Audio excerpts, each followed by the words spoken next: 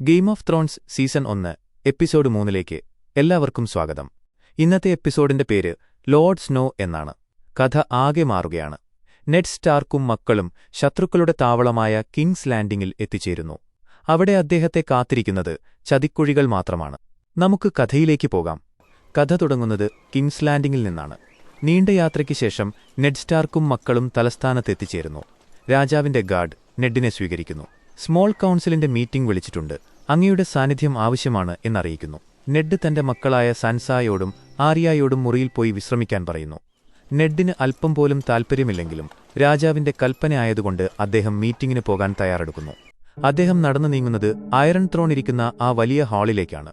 അവിടെ ആ സിംഹാസനത്തിന് അരികിലായി ഒരാൾ നിൽക്കുന്നുണ്ട്. Jaime Lannister, the കിങ്സ്ലെയർ.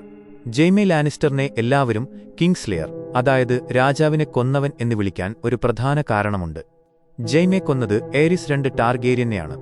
ഇദ്ദേഹത്തെയാണ് the mad king, ഭ്രാന്തൻ രാജാവ് എന്ന് വിളിച്ചിരുന്നത്. വെസ്റ്ററോസ് ഭരിച്ചിരുന്ന അവസാനത്തെ ടാർഗേറിയൻ രാജാവായിരുന്നു ഇദ്ദേഹം, അതായത് നമ്മളിപ്പോൾ കാണുന്ന ഡെനറീസിന്റെ അച്ഛൻ. ജെയ്മെ ആ സമയത്ത് രാജാവിന്റെ സുരക്ഷാസേനയായ കിങ്സ് ഗാർഡിലെ അംഗമായിരുന്നു. ഒരു കിങ്സ് ഗാർഡിന്റെ ഏറ്റവും വലിയ സത്യപ്രതിജ്ഞ എന്നത് എന്ത് സംഭവിച്ചാലും സ്വന്തം ജീവൻ കൊടുത്തും രാജാവിനെ സംരക്ഷിക്കുക എന്നതാണ്. എന്നാൽ ജെയ്മെ സ്വന്തം രാജാവിനെ സംരക്ഷിക്കുന്നതിന് പകരം അദ്ദേഹത്തെ വാൾ കൊണ്ട് കുത്തിക്കൊന്നു, അതും പിന്നിൽ നിന്ന്. അതുകൊണ്ടാണ് ആളുകൾ അവനെ വിശ്വസിക്കാൻ കൊള്ളാത്തവൻ എന്നും കിങ്സ്ലെയർ എന്നും വിളിക്കുന്നത്. നെഡിനെ കണ്ടതും ജെയ്മി പരിഹാസത്തോടെ പറയുന്നു, ദൈവത്തിന് സ്തുതി, വടക്കുനിന്നുള്ള ഒരു കടുപ്പൻ ഭരണാധികാരിയെ നമുക്ക് ആവശ്യമായിരുന്നു. നെഡ് തിരിച്ചു ചോദിക്കുന്നു, താൻ ആ സിംഹാസനത്തിന് കാവൽ നിൽക്കുകയാണോ? ജെയ്മി പറഞ്ഞു, അതെ, ഇതൊരു പഴയ സാധനമാണ്. ഇതിൽ എത്ര രാജാക്കന്മാർ ഇരുന്ന് വിസർജനം നടത്തിയിട്ടുണ്ടാകും. ഒരു ചൊല്ലുണ്ടല്ലോ, the king shits and the hand wipes. രാജാവ് തൂറുന്നു, ഹാൻഡ് ഓഫ് ദ കിങ് അത് തുടയ്ക്കുന്നു. ജെയ്മി ആ സിംഹാസനത്തെയും നെഡിന്റെ പദവിയെയും ഒരേ സമയം അപമാനിക്കുകയാണ്. നെഡ് ജെയ്മിയുടെ വസ്ത്രത്തിലേക്ക് നോക്കുന്നു. സ്വർണ്ണ നിറത്തിലുള്ള തിളങ്ങുന്ന കവചം, നല്ല ഭംഗിയുള്ള കവചം. അതിൽ ഒരു പോറൽ പോലുമില്ലല്ലോ.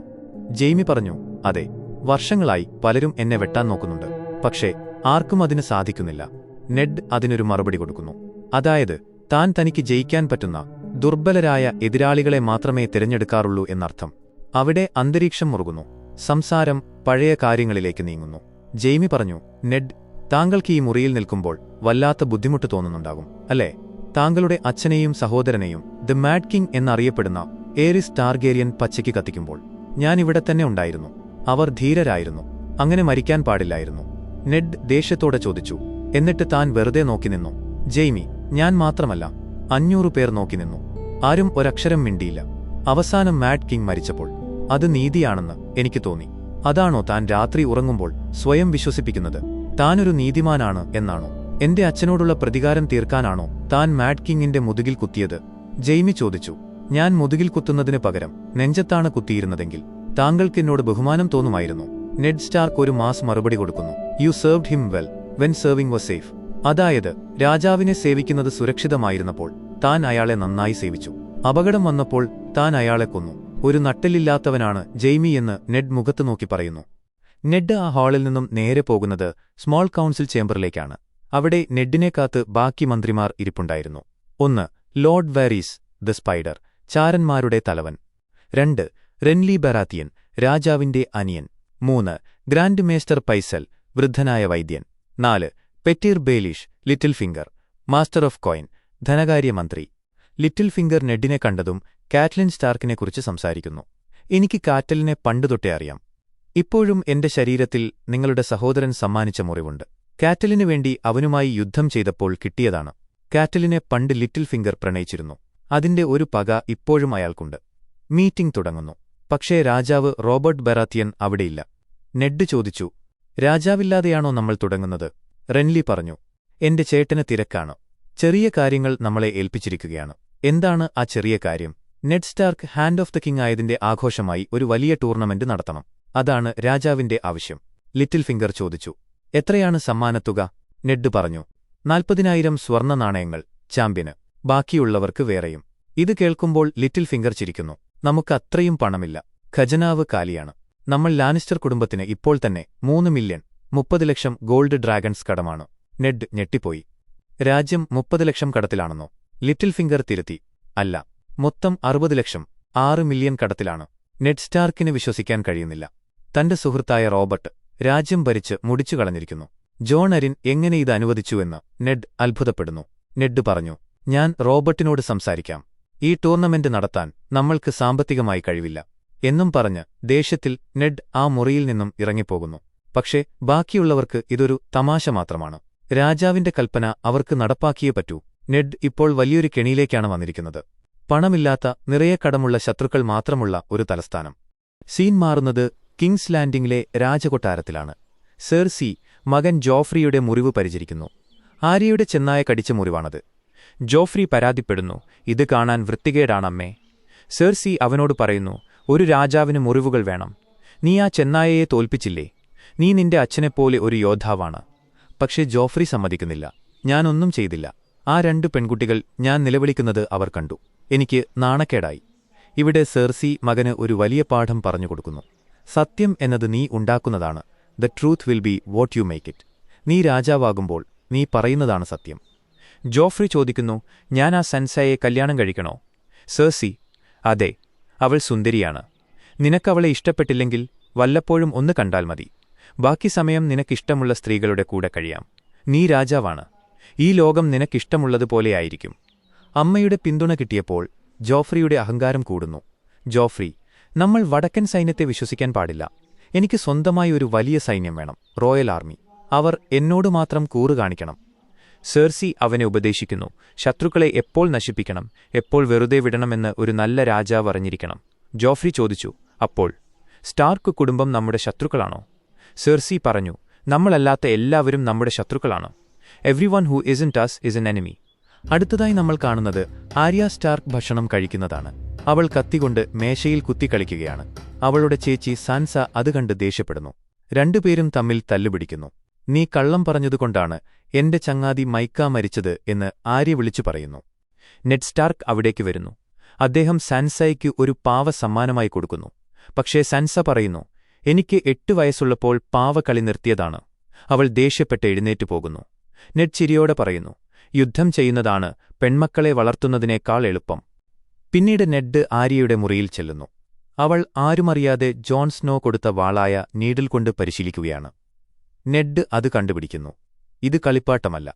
ആരെ കുത്താനാണ് പരിപാടി? നിന്റെ ചേച്ചിയെയോ? ആര്യ, ഞാൻ പഠിക്കാൻ ശ്രമിക്കുകയാണ്. നെഡ് പറഞ്ഞു, ശരി, നിനക്ക് ഇത് വയ്ക്കാം.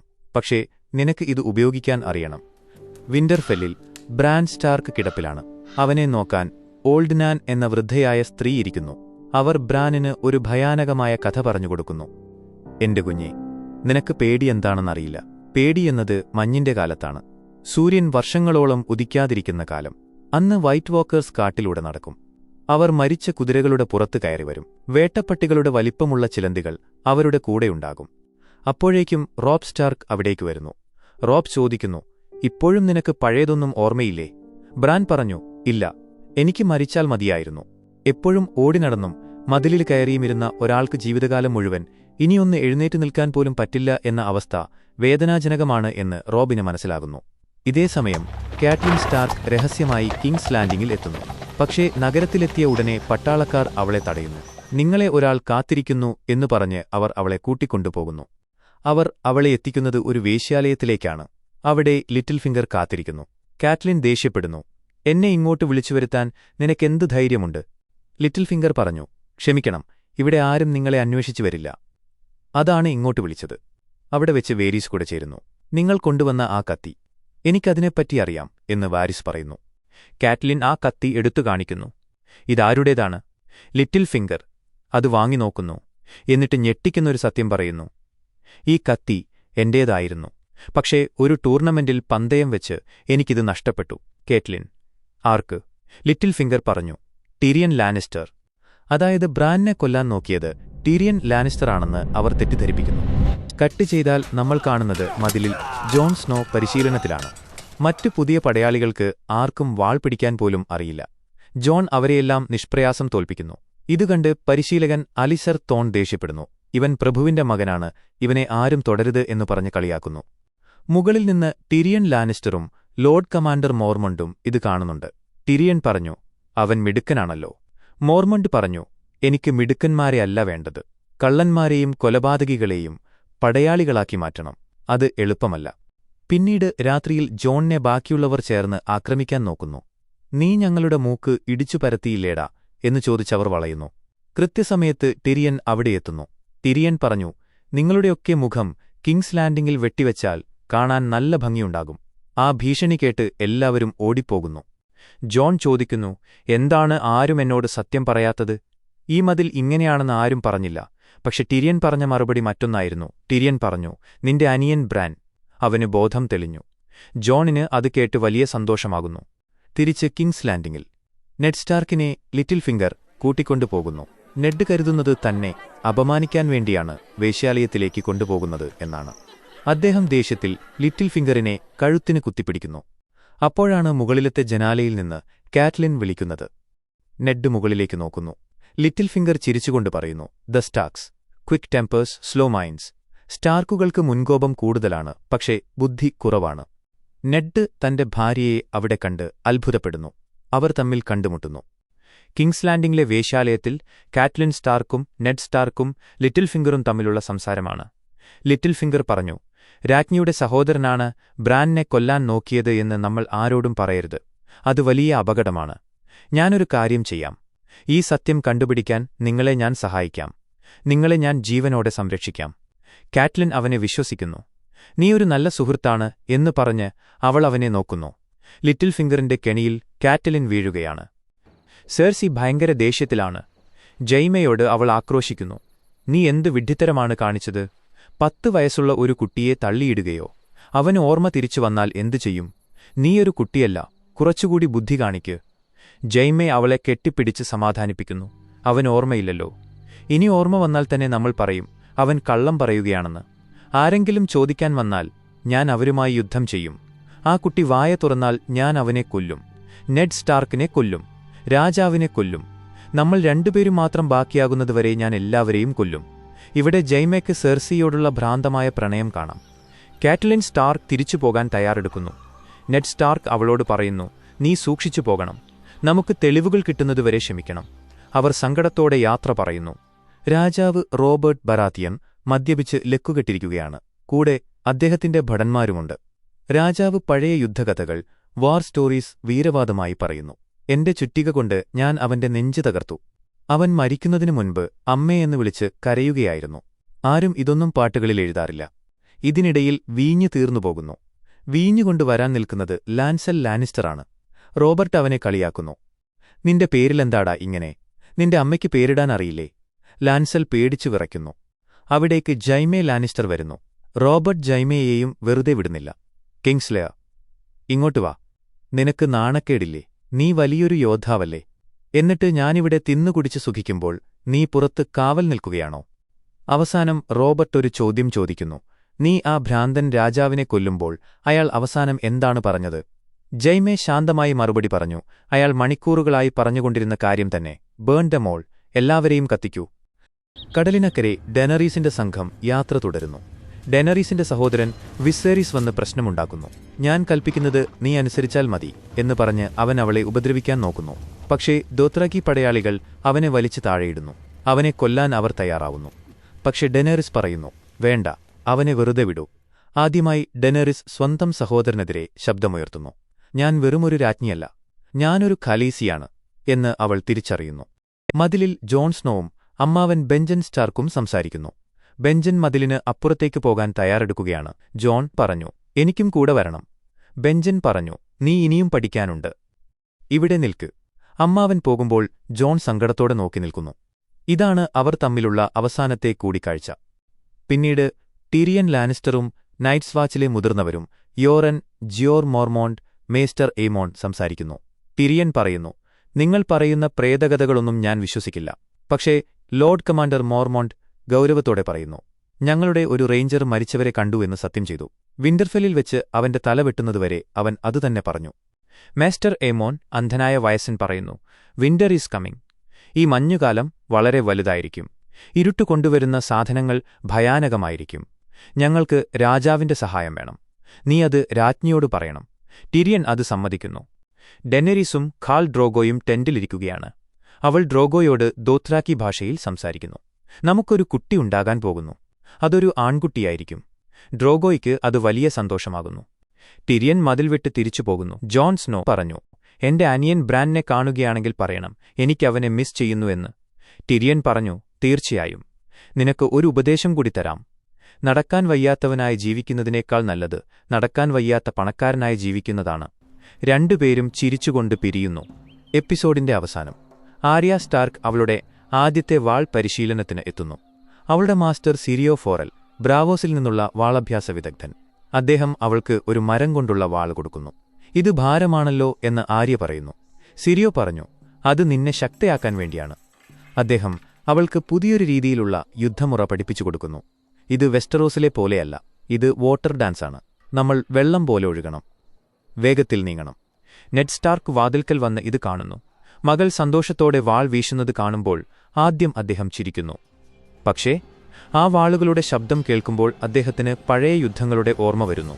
വരാനിരിക്കുന്ന വലിയ യുദ്ധങ്ങളെ ഓർത്ത് അദ്ദേഹത്തിന്റെ മുഖത്തെ ചിരിമായുന്നു. ആര്യയുടെ പരിശീലനത്തോടെ എപ്പിസോഡ് അവസാനിക്കുന്നു. അങ്ങനെ ആര്യ സ്റ്റാർക്കിന്റെ വാട്ടർ ഡാൻസ് പരിശീലനത്തോടെ എപ്പിസോഡ് 3 ഇവിടെ അവസാനിക്കുകയാണ്.